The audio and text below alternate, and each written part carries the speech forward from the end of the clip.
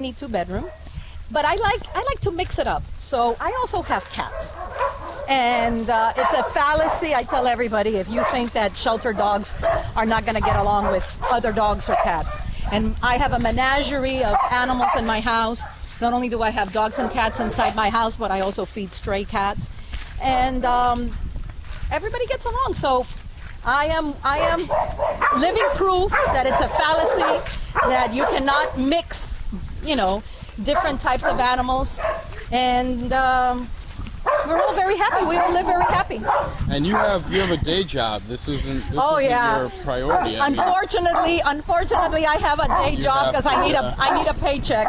But I would love to be here. And yet 7 you days still a week. find the time somehow. Oh, Whenever I come love here, it. you're usually I love here. it. I love it. Guys, this is better than therapy.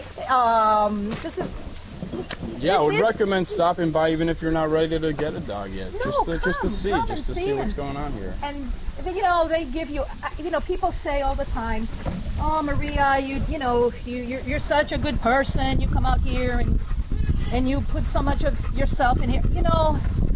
Listen, guys, I'm gonna tell you the truth. I get back 10 times more than I give to these dogs. I get back so much more than I give these dogs.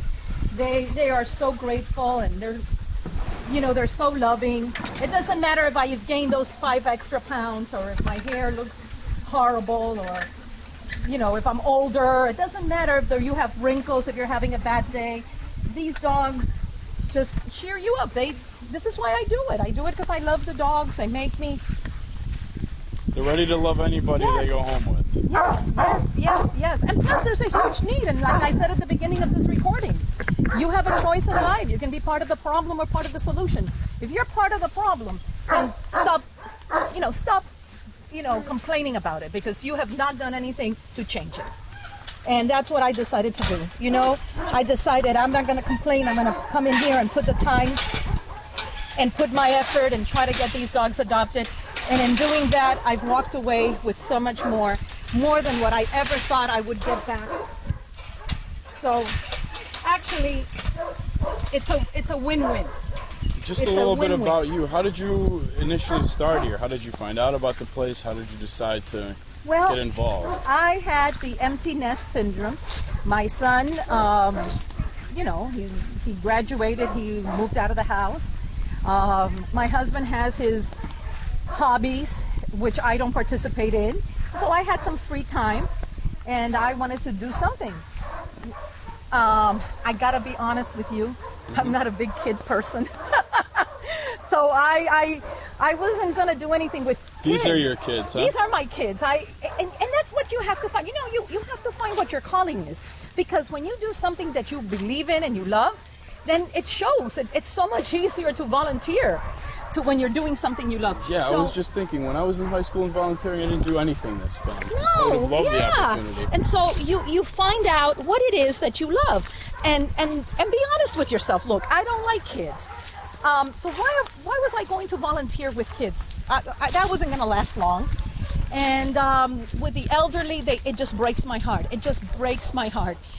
I wasn't going to be very helpful if I was depressed and crying all the time, working in a nursing home or working with the elderly. And that's what I did for high school credits. For volunteering, I went to a dementia unit at the local nursing home, and I got to tell you, this would have been a much better option for me. Well, thank God that there are people who have a calling for other things, because we spread the wealth in volunteering.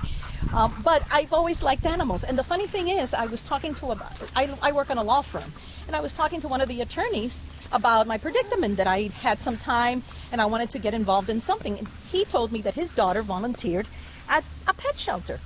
And I looked into it, and the rest is history. So actually, it was a high school girl and her volunteering that opened my eyes to this need. And here I am, 6 years later. It's great, and I'm sure I speak for all of us viewers here when I say that you are a hero, a true hero. No, you know what? I was lucky that I was honest with myself, that I looked into what I would be good at giving back. And I tapped into that, and then I came to this little bit of paradise out here in Homestead, and it was all these four-legged guys that really just, made me fall in love. And it's so easy, guys, when you do something that you love. And I think that that's true in anything you do in life. So there are volunteers here. Some come once, some come twice. Yes, you make your own schedule as long as you get in touch with me, because I'm the volunteer coordinator. And we need to give you some training. We need to make sure that you know what you're doing. Your safety is our primary concern, along with the safety of our dogs.